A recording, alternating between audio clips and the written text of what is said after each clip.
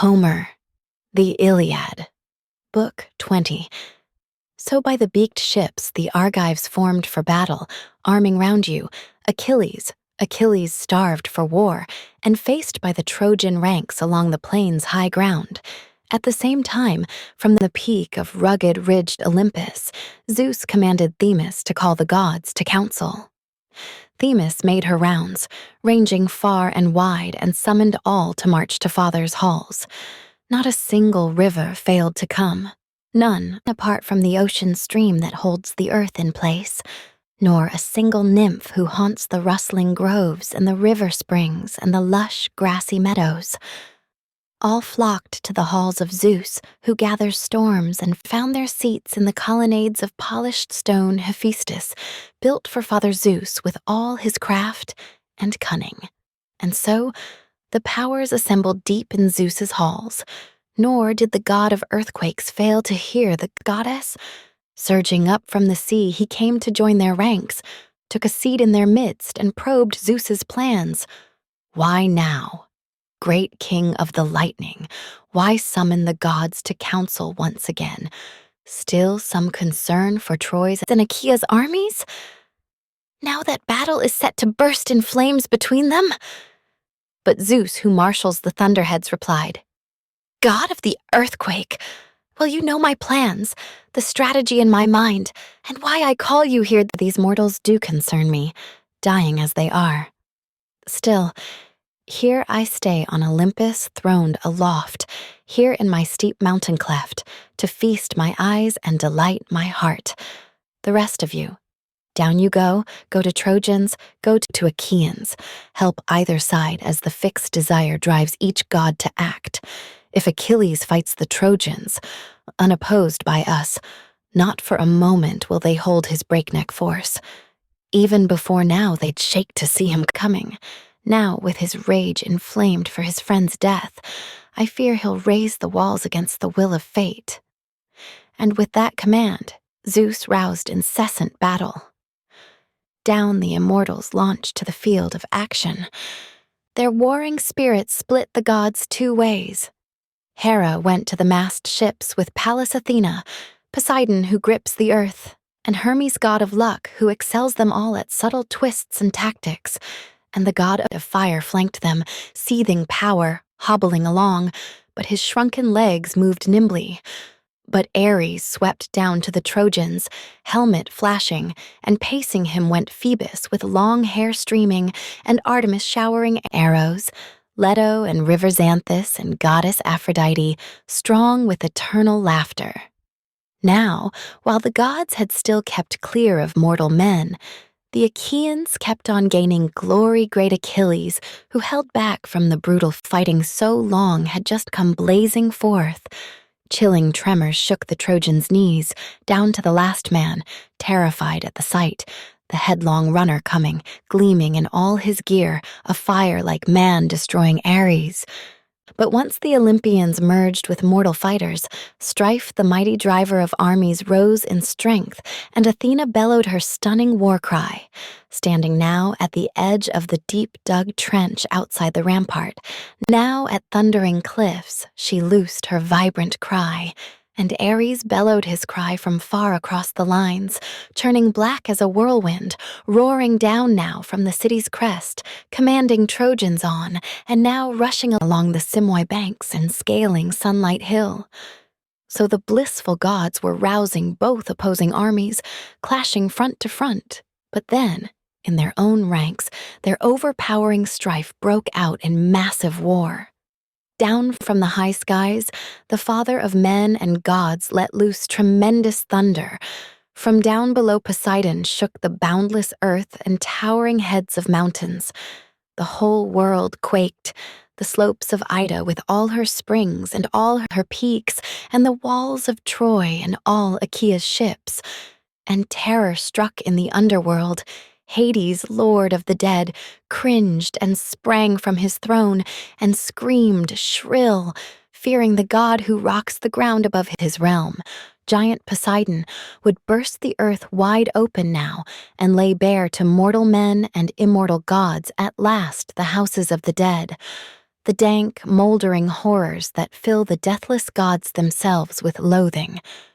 So immense the clash as the war of gods erupted.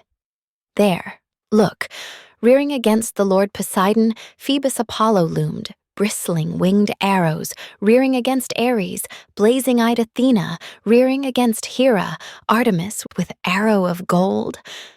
And cry that halloos the hunt, the goddess raining shafts, huntress sister of Phoebus, the distant deadly archer, rearing against Leto, Hermes the running god of luck, and against the fire god, rose the great deep swirling river immortals call the Xanthus, mankind calls Scamander.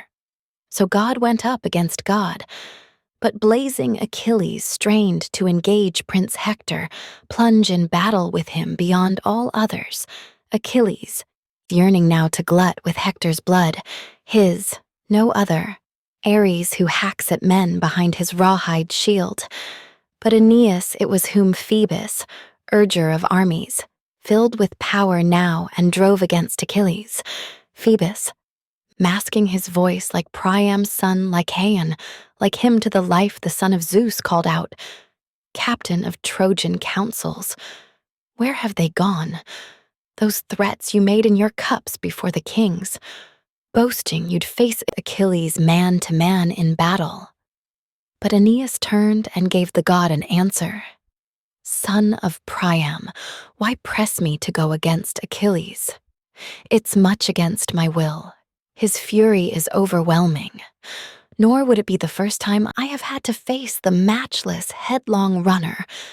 Once before he chased me hard with his spear, down from Ida the day he raided our flocks and sacked Lyrnessus, Pedasus' fort as well. But Zeus saved me then, put force in my heart, spring in my racing knees. Else I'd gone down at Achilles' hands, Athena's too. The goddess sweeping before him lent the light of safety, calling Achilles on that day with his bronze spear to slaughter Lelages and Trojans. That is why no mortal can fight Achilles head to head. At every foray, one of the gods goes with him, beating back his death. Even without that power, his spear flies straight to the mark, never stops. Not till it bores clean through some fighter's flesh.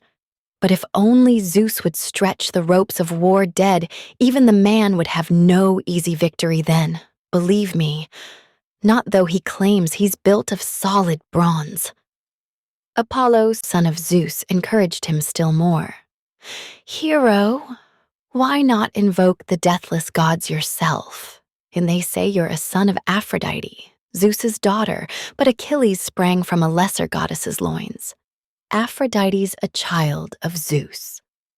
Thetis comes from the old man of the sea, so ram him straight on with your tough bronze. Now, and not for a moment, let him turn you back with his stinging proud contempt and brazen threats. That breathed enormous strength in the good captain. Right through the front he went, helmed in flashing bronze. Nor did the white-armed Hera fail to see Anchises' son advancing there through the press to face Achilles.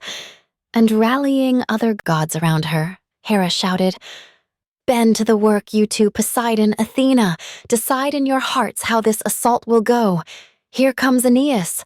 Look, helmed in flashing bronze to oppose Achilles now, and Phoebus speeds him on.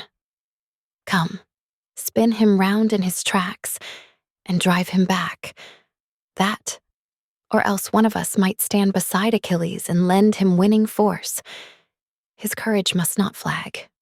Let him know he's loved by the greatest gods on high, while the gods who up till now have shielded Troy from war and death are worthless as the wind.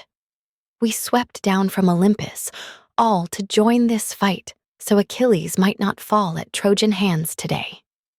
Afterward, he must suffer what the fates spun out on the doomed fighter's lifeline, drawn that day his mother gave him birth. If Achilles fails to learn all this from our own immortal voices, he will quail when a god attacks him face to face. The gods are hard to handle when they come blazing forth in their true power. But the god who grips the earth restrained the queen, Hera, so hard, so senseless. Don't leap to extremes. I, at least, have no real lust to drive our forces against the gods of Troy. Our side is so much stronger. Come now. Let us move off and settle down together far from the trampled field. Take a lookout post and leave the war to mortals. But if Ares or Phoebus cares to start things off, if they block Achilles and keep him out of action, they will have a fight on their hands. Then and there. An all-out fight with us. But not for long, I trust. They will soon break off and slink back to Olympus, home to the gathered gods who wait their coming, overwhelmed by the crushing power of our fists. And with that threat, the god of the sea-blue main led the way to the fortress raised for godlike Heracles. Earth piled on both sides, a high imposing breastwork men of Troy and Pallas Athena, flung up for the man where he could race and escape that sea monster whenever it charged him hard from shore to plain. There, Poseidon sat at ease with his deathless friends who spread unbroken shrouds of mist around their shoulders, while far on the other side, the gods of Troy sat down on the brows of Sunlight Hill, flanking you, Apollo, god of the wild cry, and Ares, scourge of cities. So either side of the lines they took positions, weighing tactics, each Olympian force reluctant now to launch out first on the wrenching horrors of war. While Zeus on the heights sat poised to thunder orders. But the whole plain filled with men and flashed with bronze, with troops and horse, and beneath their feet the earth quaked as armies rushed together.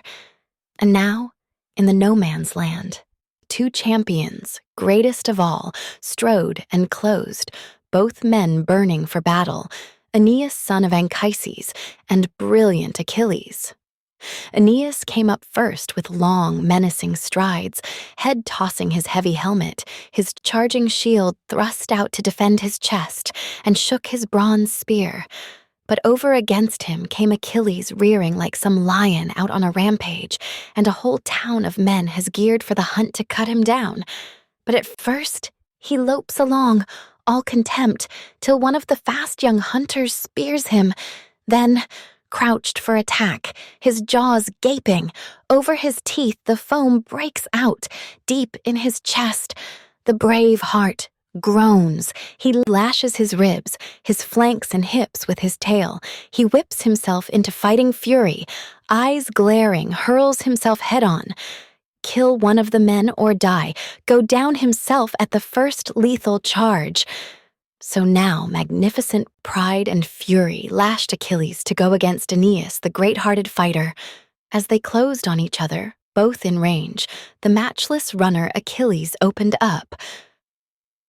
"Aeneas, why so far from your own ranks, standing all exposed?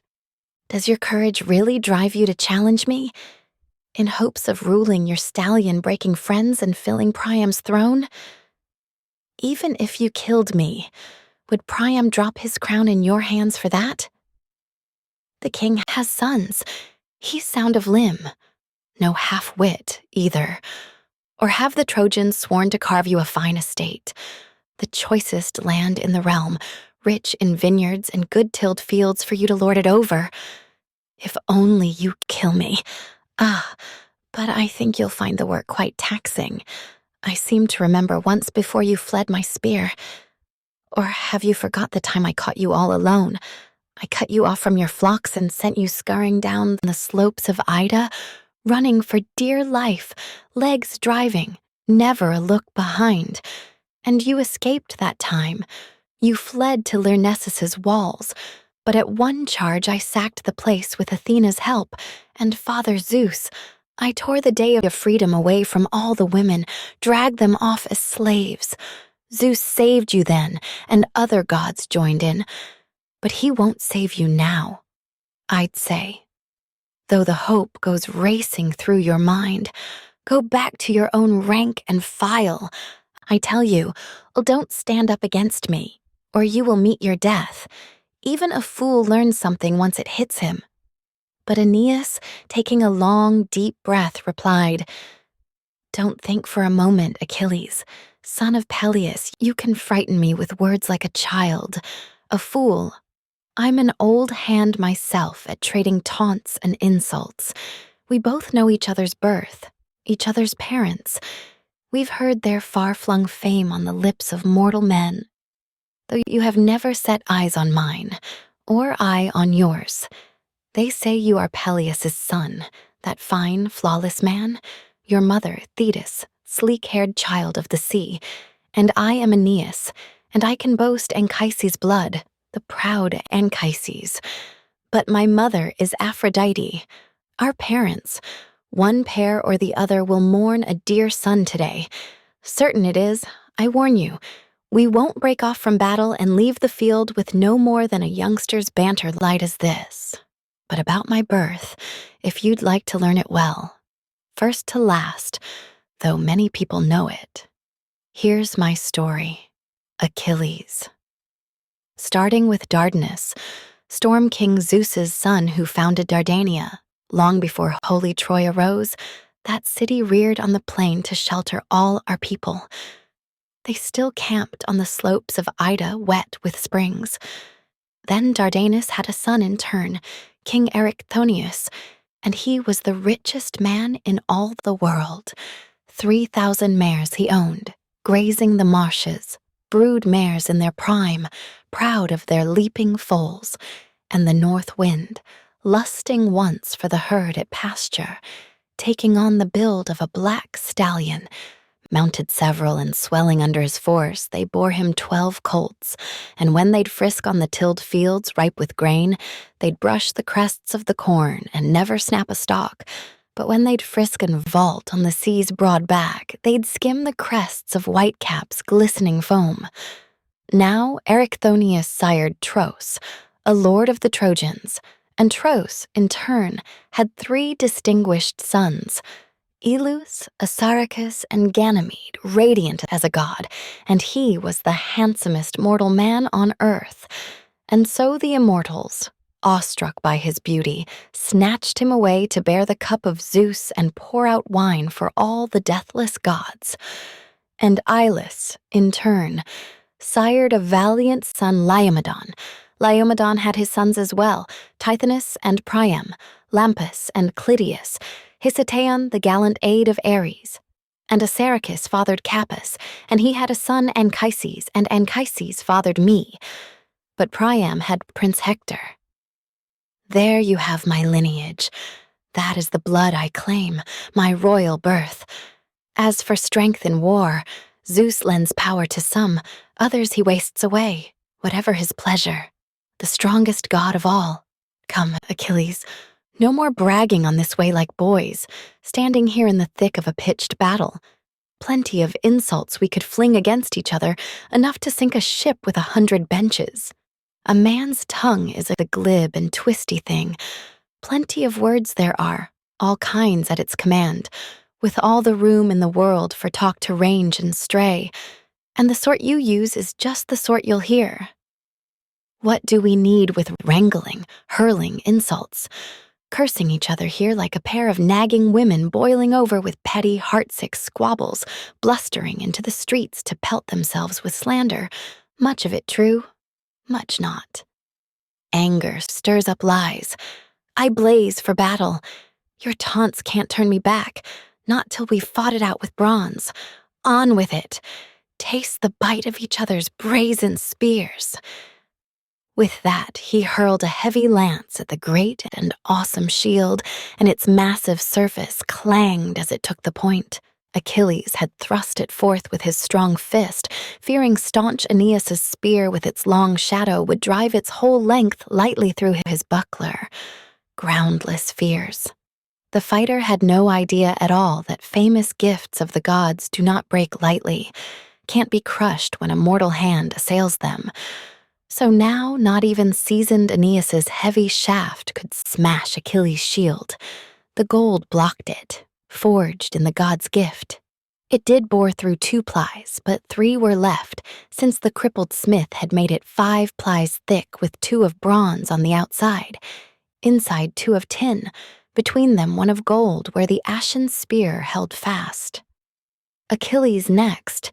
He hurled his spear and its long shadow flew, and the weapon struck the balanced round shield of Aeneas under the outer rim where the bronze ran thinnest, backed by the thinnest bull's hide.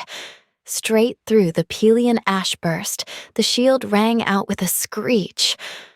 But Aeneas crouched low, holding the buckler off his chest, terrified as the shaft shot past his back, hurled so hard it plunged deep in the ground, even after it tore up 2 round plies of the shield that cased his body. Dodging the big spear, Aeneas got to his feet. A dizzying swirl of anguish rushing down his eyes, blind with fear, the point had stuck so close. But drawing his sharp sword, Achilles charged, wild, hurtling toward him, loosing a savage cry as Aeneas hefted a boulder in his hands. A tremendous feat.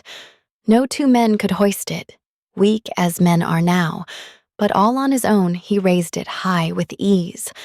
Then and there, he'd have struck Achilles lunging in. The rock would have hit him square in casque or shield. The gear would have warded off grim death, and Achilles, closing, would have slashed his life away with a well-honed blade, if the god of earthquakes had not marked it quickly and called the gods at once who grouped around him. Now, I tell you, my heart aches for great Aeneas. He'll go down to the house of death this instant, overwhelmed by Achilles, all because he trusted the distant deadly archer's urgings. Poor fool. As if Apollo would lift a hand to save him now from death. Grim death. Aeneas the innocent. Why should Aeneas suffer here, for no good reason, embroiled in the quarrels of others, not his own? He always gave us gifts to warm our hearts. Gifts for the gods who rule the vaulting skies. So come, let us rescue him from death ourselves, for fear the son of Cronus might just tower in rage if Achilles kills this man. He is destined to survive. Yes, so the generation of Dardanus will not perish, obliterated without an heir, without a trace. Dardanus, dearest to Zeus of all the sons that mortal women brought to birth for father. Now he has come to hate the generation of Priam, and now Aeneas will rule the men of Troy in power. His sons' sons and the sons born in future years. But Hera the queen broke in, her eyes open wide. Decide in your own mind, god of the earthquake, whether to save Aeneas now or let him die, crushed by Achilles for all his fighting heart. But time and again we two have sworn our oaths in the eyes of all the gods, I and Pallas Athena, never to drive the fatal day away from the Trojans, not even when all Troy bums in the ramping flames when the warring sons of Achaea burn her down. As soon as he heard that, the god of earthquakes surged through the clashing troops and raining spears to reach the place where the 2 famed heroes fought. Quickly, he poured a mist across Achilles' eyes, wrenched the spear from stalwart Aeneas' shield, laid the bronze-shod ashen shaft at Achilles' feet, and hoisting Aeneas off the earth, he slung him far. And over the massing lines of men and massing chariots, high in the air Aeneas vaulted, hurled by the god's hand, till he came to ground at the battle's churning flank, where Cauconian units braced themselves for action. The god of the earthquake swept beside him there and gave the man a burst of winging orders. Aeneas, what god on high commands you to play the madman, fighting against Achilles' overwhelming fury? Both a better soldier and more loved by the gods. Pull back at once whenever you're thrown against him, or go down to the house of death against the will of fate. But once Achilles has met his death, his certain doom, take courage then. Go fight on the front lines then. No other Achaean can bring you down in war. With that, with destiny made clear, he left him there on the spot, and turning back to Achilles, quickly brushed away the mist from his eyes, the magic, God-sent haze. and Achilles stared with all his might, dazzled, disgusted too, and addressed his own great heart. Impossible. Look, a marvel right before my eyes. That spear I hurled is lying here on the ground. That man, I cannot see him. The one I hurled at, wild to cut him down. Ah, so the deathless gods must love Aeneas too. And I thought his vaunts were empty, hollow boasting. Well, let him go, I say. Never, never again will he have the nerve to test my fighting power. Even now, he was glad to save himself from death. Now, quick, I'll marshal our battle-hungry Argives, face the rest of the Trojans, test them, fight them down. And back to the lines he leapt and urged each man. No more standing back from the Trojans, brave Achaeans. Now fighter go against fighter, out for bloodshed. It's hard for me, strong as I am, single-handed to make for such a force and fight them all. Why? Not even Ares, the deathless god of war, not even Athena, for all their heavy labor, could hack a passage through such jaws of battle. But I, whatever fists and feet and strength can do, that I will do. I swear. Not hang back, not 1 inch. Straight through enemy columns I go plowing now, and no Trojan, I guarantee, will thrill with pleasure once he meets my spear shaft head to head. Spurring his men, while Hector aflash in armor urged his Trojans, thinking he'd even go up against Achilles. No fear of Pelides now, my gallant Trojans. I too could battle the deathless gods with words. It's hard with a spear. The gods are so much stronger. Not even Achilles can bring off all his boasts. Some he'll accomplish, some cut short, half done. I'm off to engage the man, though his fists are fire, and his fury burnished iron. Spurring them on to raise their spears for full assault, and the Trojans' fury massed and mounted, war cries broke, but Apollo suddenly stood by Hector, shouting, "Don't for a moment duel Achilles, Hector, out in front of your ranks. Withdraw to your main lines and wait him there, out of the crash of battle. Else he'll spear you down, or close for the kill and hack you with his sword." So Hector drew back to his thronging comrades, terrified to hear the voice of God, not Achilles. Armored in battle power down, he flung on the Trojans, loosed barbaric cries, and his first kill was Iphicyon, Otrynteus' hardy son and a chief of large contingents, born of a river nymph to Otrynteus, scourge of towns, below Tmolus' snows in the wealthy realm of Hyde. As the Trojan charged head-on, Achilles speared him square in the brows. His whole skull split in half, and down he crashed. Achilles exulting over him. "Here you lie, Otrynteus' son, most terrible man alive. Here's your deathbed, far from your birthplace, Gyge Lake, where your father's fine estate lies next to the Hillis stocked with fish, and next to the whirling Hermus." Vaunting over the dark that swept his quarry's eyes, and the running rims of Argive war cars cut him to shreds at the onset's breaking edge. And next, Achilles lunged at Demoleon, son of Antenor, a tough defensive fighter. He stabbed his temple and cleft his helmet's cheekpiece. None of the bronze plate could hold it. Boring through the metal and skull, the bronze spear point pounded. Demoleon's brains splattered all inside his casque, the Trojan beaten down in his fury. Hippodamas next, he leapt from his chariot, fleeing before Achilles. Achilles' spear shaft rammed him through the back, and he gasped his life away, bellowing like some bull that chokes and grunts when the young boys drag him round the lord of Helice's shrine, and the earthquake god delights to see them dragging. So he bellowed now, and the man's proud spirit left his bones behind.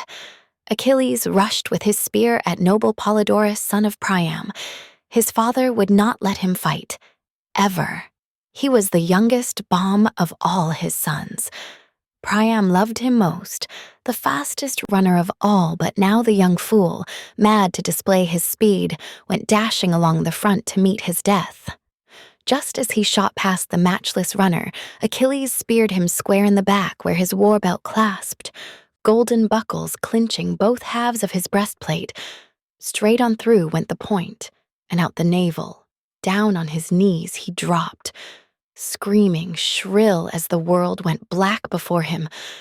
Clutched his bowels to his body, hunched and sank, but Hector, seeing his own brother Polydorus clutching his entrails, sinking limp to the ground, the mist came swirling down his eyes as well. He could bear no more, wheeling off at a distance. Shaking his whetted spear, he charged Achilles now, coming fierce as fire. But Achilles marked him quickly, and springing forth to take him, triumphed to himself.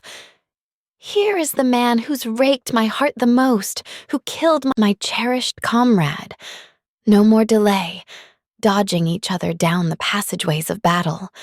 Under his brows, he glared at royal Hector, shouting, "Quick, charge me! The sooner to meet your death."